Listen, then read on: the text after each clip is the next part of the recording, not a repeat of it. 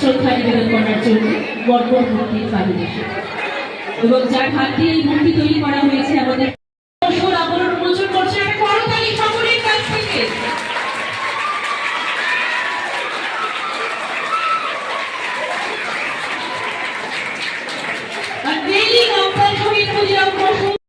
শিক্ষা দপ্তরের পক্ষ থেকে এই উদ্যোগ মহিলাদের মেয়েদেরকে সশক্ত করার জন্য, মেয়েদেরকে আত্মনির্ভর করার জন্য।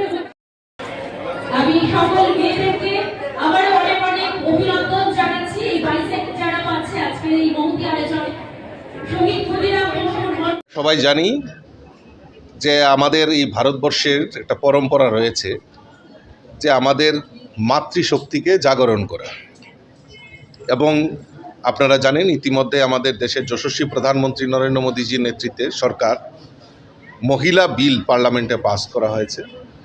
অর্থাৎ মহিলাদের যে সংরক্ষণ, মহিলাদের আত্মনির্ভর করা, সেই লক্ষ্যমাত্রা রেখে আমাদের যশস্বী প্রধানমন্ত্রী কাজ করছেন।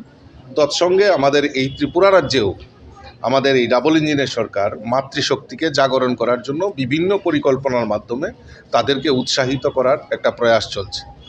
আমাদের কাছে আমাদের এই ত্রিপুরা রাজ্যে ভারতবর্ষের মানচিত্রে নয়, সমস্ত বাইরেও বিদেশেও আমাদের রাজ্যের সোনার মেয়ে দীপা কর্মকার, আমাদের যে মেয়েরা যে সব পারে সেই জিমনাস্ট দীপা কর্মকার সেটা প্রমাণ করেছে।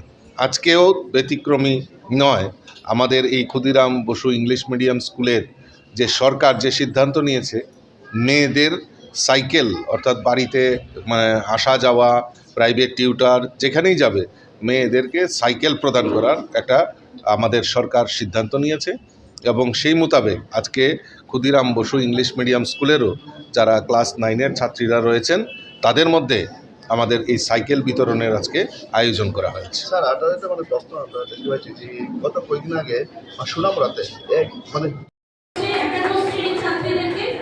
সেটা তুলে দিচ্ছে